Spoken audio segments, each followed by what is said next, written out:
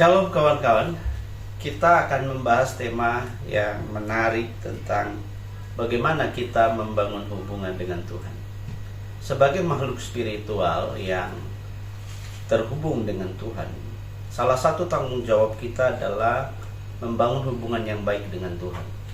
Karena memang ketika Allah menciptakan manusia, salah satu tujuannya adalah agar manusia itu dapat dekat dan berkomunikasi dengan Tuhan. Nah, dalam kesibukan setiap hari, orang sering sekali melupakan bagaimana mereka harus membangun hubungan dengan Tuhan. Mereka berdoa, membaca firman Tuhan, dan sebagainya. Sering sekali tergantikan oleh tidur, tergantikan oleh main game, tergantikan oleh main media sosial. Sehingga bagaimana punya waktu yang baik, punya waktu yang khusus dengan Tuhan itu sering terabaikan. Apalagi di tengah-tengah kesibukan orang mengejar karir, orang mengejar kehidupan untuk memenuhi segala kebutuhan hidupnya, sering sekali hubungan dengan Tuhan, komunikasi dengan Tuhan itu terabaikan. Sedangkan Alkitab memberikan penjelasan bahwa dalam Yakobus 4 ayat 8, mendekatlah kepada Allah, hai orang-orang berdosa, sucikanlah tanganmu, hai orang-orang yang bingung. Kemudian dalam Yohanes 15 ayat 5, akulah pokok anggur, kamu adalah ranting-rantingnya. Barang siapa tinggal di dalam aku di dalam dia akan berbuah banyak. Sebab di luar aku kamu tidak mendapat apa-apa. Ternyata di dalam kesibukan kita, Yesus mengingatkan kepada kita agar kita jangan lupa melekat kepada pokok anggur. Dan dia adalah pokok anggur yang benar. Memang kita berusaha, memang kita berjuang untuk mencapai hal-hal yang kita ingin capai, tetapi ternyata pada Tuhanlah sumber hal-hal yang baik. Maka Matius 6 ayat 33 menyampaikan bahwa cari dahulu kerajaan Allah dan kebenarannya, maka semua akan ditambahkan kepadamu. Maksud dari semua itu adalah yang pertama damai sejahtera. Maksud dari semua itu adalah yang kedua adalah kesehatan. Maksud dari semua itu adalah kekuatan. Maksud dari semua itu adalah pencapaian-pencapaian. Jadi ternyata di dalam tinggal di dalam Tuhan, Tuhan membukakan pintu-pintu di mana kita tidak paham sebelumnya, di mana kita tidak mengerti sebelumnya. Tuhan membuat hal-hal yang kelihatannya sulit, kemudian berproses melewati waktu dan kesempatan sampai pada titik di mana kita menerima kebaikan-kebaikan Tuhan. Kadang-kadang orang lupa bahwa jerih-lelahnya itu tidak menambah apa-apa. Memang dia berjuang, tetapi ternyata berkat itu datang dari Tuhan. Kadang-kadang orang buang tenaga, orang buang segala yang dia upayakan dengan sia-sia, tetapi ternyata ujung-ujungnya hasilnya ia menjaring angin. Makanya dia bilang begini, berdoa dulu, cari dulu Tuhan, ketemu dulu Tuhan. Agar apa? Tuhan itu membuat kita sehat, membuat kita itu kuat, membuat kita itu sejahtera, punya keyakinan, berpikir dengan luas agar kita mampu mencapai apa yang kita harapkan. Nah, ada beberapa poin menarik yang saya akan sodorkan kepada saudara. Yang pertama, pentingnya hubungan pribadi setiap hari dengan Tuhan. Tentu ini hal yang sederhana. Doa, baca firman Tuhan, kemudian hati yang terus terhubung dengan Tuhan. Orang bilang, hey, tidak ada pekerjaan lain apa? Kita harus terus begitu. Tidak begitu.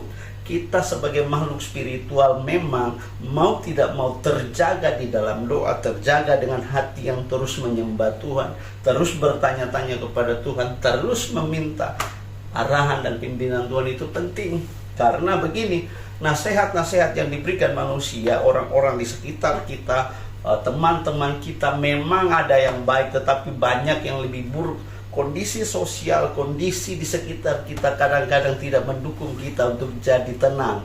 Kondisi di sekitar kita, orang-orang lain kadang-kadang membuat kita tertekan dan hidup kita terasa begitu sulit. Sepertinya ada beban begitu besar menekan hidup kita. Tapi begini, rahasianya begini, kalau kita punya hubungan yang baik dengan Tuhan, Tuhan berikan kita kekuatan untuk mampu, bahkan kita menghadapinya dengan mudah.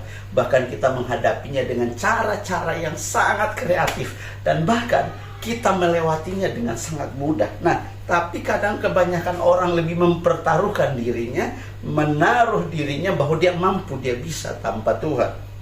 Yang kedua, pentingnya ada komunikasi di dalam doa. Kadang-kadang kalau orang berdoa dia tidak tanya Tuhan. Di dalam hal-hal yang dia ingin harapkan dia tidak tanya Tuhan.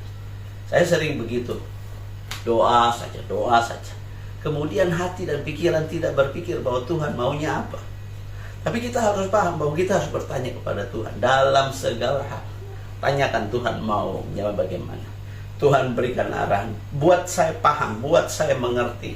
Buat saya melihat dengan jelas bahwa ini maunya Tuhan. Bahwa ini tentu ini akan mengarah kepada hal yang baik dan yang benar. Buat saya memahami dan mengerti betul bahwa ini akan berujung sesuai dengan kehendak Tuhan. Doa itu menyangkut dua arah. Kita bicara sama Tuhan, Tuhan bicara sama kita. Ketika keinginan kita salah, Tuhan akan belokkan. Ketika keinginan kita tidak sesuai dengan kehendaknya, Dia akan menggunakan cara-cara yang lain untuk mengarahkan kita kepada kehendaknya. Nah, jadi begitu. Banyak orang tidak mau ikut kehendaknya Tuhan. Mereka maunya ikut maunya mereka. Mereka pikir bahwa mereka bisa paksa Tuhan sesuai kehendak mereka. Mereka pikir bahwa mereka apa yang mereka doakan itu sudah pasti Tuhan jawab. Mereka seperti yang mereka mau. Tidak seperti itu Gustavo. Tidak seperti itu Isabella. Tidak. Tuhan punya cara, Tuhan punya mau. Maka pertimbangan dan hikmat dari Tuhan itu penting. Mengerti dan terus menggunakan hati dan pikiran untuk berjalan di kehendak Tuhan itu harus dipahami. Nah, kita ini bukan orang-orang Kristen yang bodoh, yang kemudian buta tanpa mau melihat kehendak Tuhan. Tidak boleh. Yang berikutnya, butuh adanya ketaatan pada kehendak Tuhan sebagai ekspresi hubungan yang dalam. Taat kepada Tuhan. Kalau memang Tuhan tidak kehendaki, jangan paksa. Jangan paksa karena hawa nafsu dan keinginan kita secara pribadi. Jangan paksa karena keinginan kita yang buta dan bodoh. Jangan paksa. Tunduklah kepada kehendak Tuhan. Mungkin ada maksud Tuhan yang lain. Bersabar, tenang dulu, tunggu dulu, doa saja dulu. Lihat saja Tuhan mau bawa kemana. Jangan paksa untuk dapat apa yang kita minta hari ini harus dapat. Sebab mungkin apa yang kita minta bukan hal yang baik untuk mendatangkan kebaikan, tetapi mungkin bisa mencelakakan hidup kita. Jadi bersabar, tahan dan taat saja dulu. Dan yang terakhir, sering kita dalam hubungan kita lupa bahwa hubungan dengan Tuhan itu, hubungan spiritual dengan Tuhan itu, bahwa dampak dari ditimbulkan dari hubungan yang kokoh dengan Tuhan dalam kehidupan spiritual, emosional, dan fisik. Orang punya, kalau kita punya hubungan yang baik dengan Tuhan, dampaknya itu besar. Di dalam hati dan pikiran ada ketenangan, ada kepastian, tidak ada kebimbangan, keraguan, ketakutan. Kenapa? Kita bersandar kepada sumber kehidupan, sumber kekuatan, sumber segala-galanya. Orang kalau punya keyakinan tentang Tuhan, orang kalau berharap kepada Tuhan, orang menaruh hubungan dengan Tuhan, dia punya dampak besar bagi kesehatan tubuhnya. Bisa saja ada penyakit, tapi dia tidak pernah takut terhadap hal-hal yang dia hadapi. Kenapa? Dia punya keyakinan terhadap Tuhan, dia punya kepastian bahwa Allah memelihara hidupnya.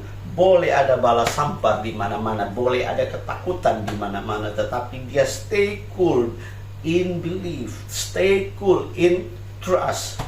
Jadi tetap tenang, dia tetap mampu mengendalikan kondisi. Kenapa?